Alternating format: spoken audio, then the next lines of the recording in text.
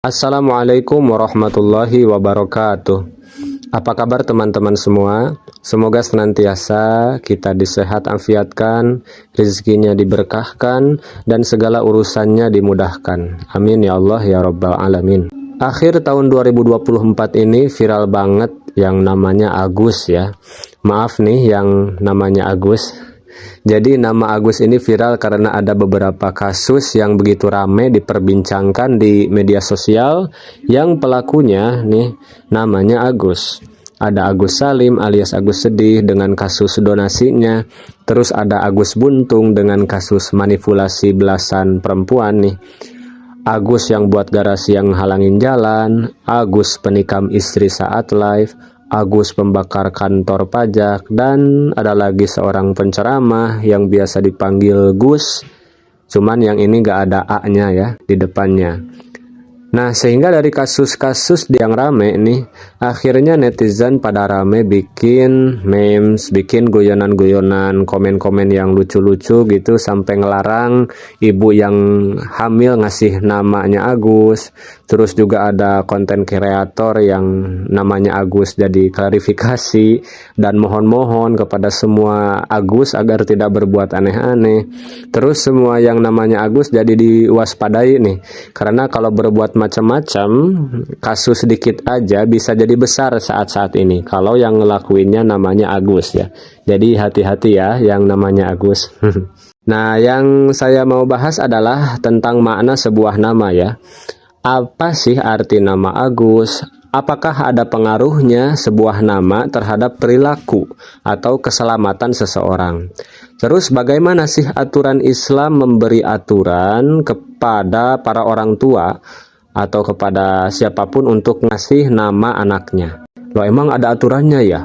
Ya adalah, Islam itu kan agama sempurna, semuanya ada aturannya, ada adabnya. Cuman kadang kitanya aja yang masih jahil sama aturan agama sendiri. Nah, pertama, nama Agus ini artinya sebetulnya bagus ya, baik. Bagus, baik, atau mulia. Terus di Indonesia atau di Jawa khususnya yang saya tahu, biasanya nama Agus ini dipakai sama orang yang lahir di bulan Agustus. Itu kan ya? Nah, sebenarnya gak ada pengaruhnya sebuah nama terhadap perilaku orang ya.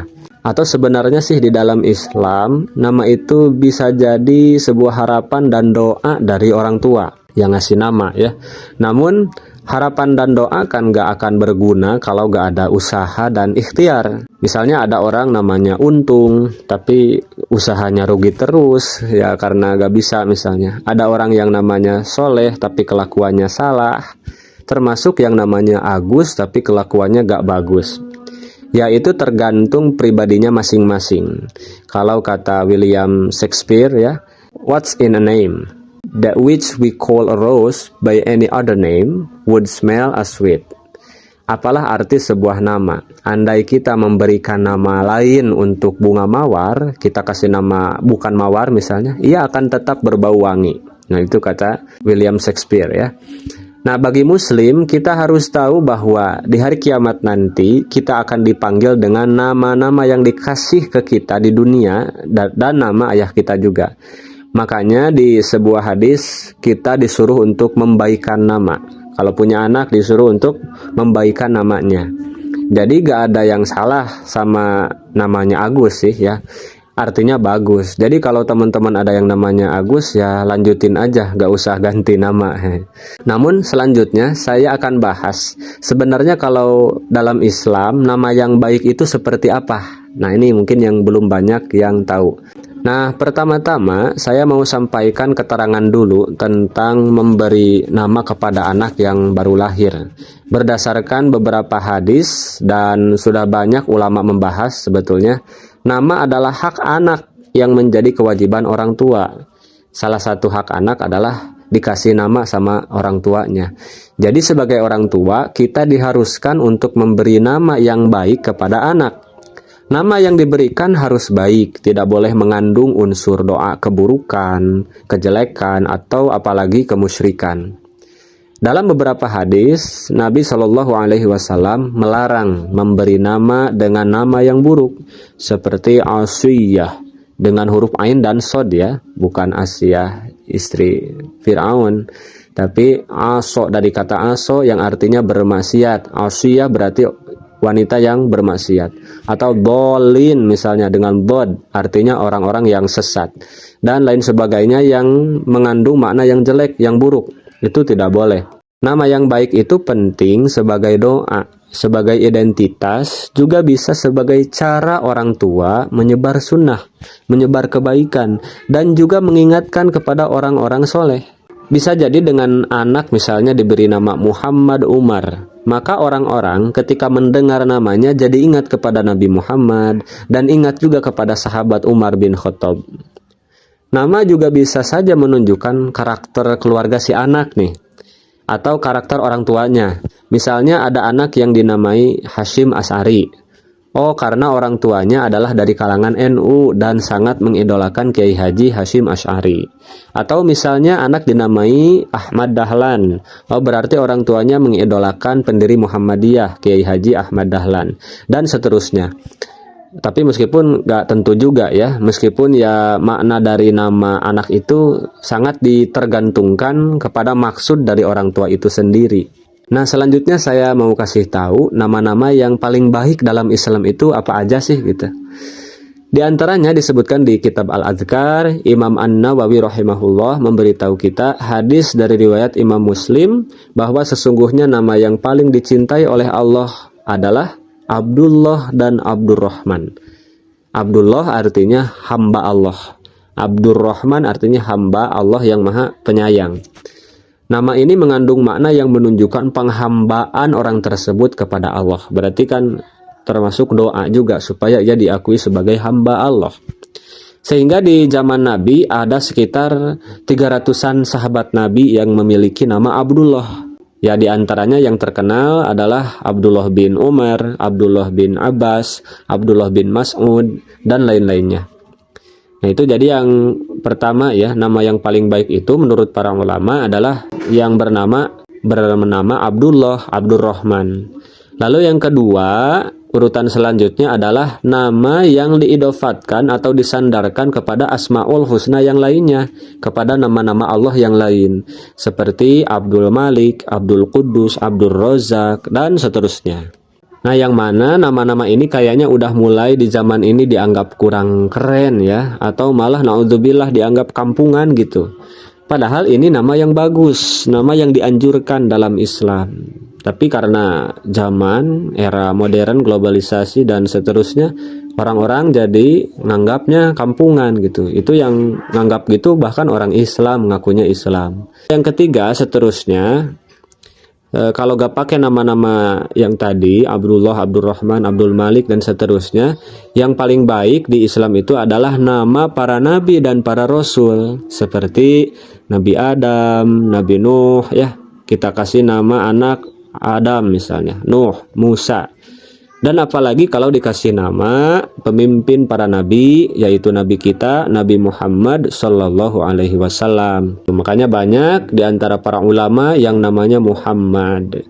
Dan sampai saat ini umat Islam banyak juga yang masih menamai anaknya Muhammad. Itu tandanya berarti faham kepada anjuran memberi nama dan sebagai bentuk cinta kepada Nabi kita, Nabi Muhammad Sallallahu Alaihi Wasallam. Nah, selanjutnya yang keempat, kita dianjurkan untuk memakai nama-nama orang soleh. Kalau gak para nabi ini berarti para sahabat, para tabi'in, para ulama, alimil ulama, dan seterusnya. Jadi dalam Islam, nama itu adalah sebuah identitas kita yang menjadi doa bagi pemilik namanya. Juga bisa jadi pengingat bagi orang di sekitar kita. Itu juga bisa menjadi kendali dia untuk menjaga nama baik dirinya sendiri. Jadi kalau orang namanya Solih, Muhsin, Mukhlis misalnya ya, dia harus tahu makna namanya sendiri dan selanjutnya nama tersebut menjadi motivasi agar dia berbuat baik sesuai dengan namanya. Lalu dia meninggalkan perbuatan yang gak cocok, gak sama namanya. Misalnya Mukhlis, namanya Mukhlis, orang yang ikhlas. Tapi kalau amal pengen dipuji-puji mulu misalnya. Nah, itu dia harusnya malu sama nama. Atau misal nama perempuan namanya Sa'adah atau Farhah. artinya kebahagiaan, kesenangan. Tapi kerjaannya galau mulu, sedih mulu. Nah, ini berarti gak sesuai sama nama gitu ya. Nah, kalaulah kita mau menamai anak di luar 4 tingkatan nama yang disebutkan tadi ya, di luar nama yang ada Asmaul Husna, nama Nabi, nama orang soleh, intinya sih boleh-boleh aja kasih nama selain itu, tapi harus yang baik, bermakna baik. Soalnya sekarang banyak nih orang tua yang pengen nama anaknya keren-keren, terus searching namanya di Google. Akhirnya ya banyak anak-anak sekarang namanya ribet-ribet. Dan yang paling parah, anaknya nggak tahu arti nama dia sendiri, yang entah berasal dari mana gitu bahasanya gitu ya. Nah, baiknya jangan gitu ya.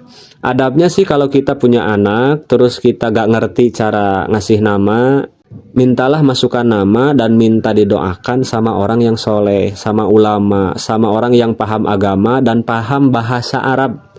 Jangan asal comot juga dari Al-Quran, meskipun dari Al-Quran. Misalnya anaknya namanya dikasih Ashabul Jahim misalnya, karena ada nih di Al-Quran. Ya kan artinya jelek, meskipun itu dari Al-Quran. Harus dilihat juga maknanya. Masa anak kita dikasih nama penghuni neraka jahim kan, Ashabul Jahim, atau kasih nama Dolin misalnya ya, atau kasih nama Syaiton. Nah, itu bahaya ya. Nah, jadi gitu teman-teman. Dari kejadian-kejadian yang banyak nama Agus ini, mudah-mudahan bagi kita gak jadi malah nambah dosa karena kita jadi menjelek-jelekan teman kita yang namanya Agus misalnya ya.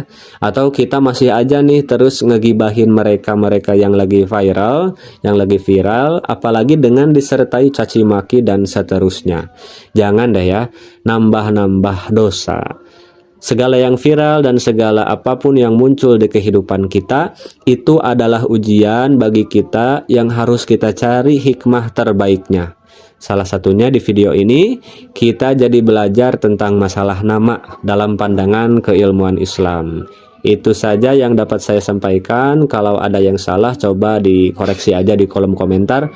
Wallahu a'lam bishawab. Wassalamualaikum warahmatullahi wabarakatuh.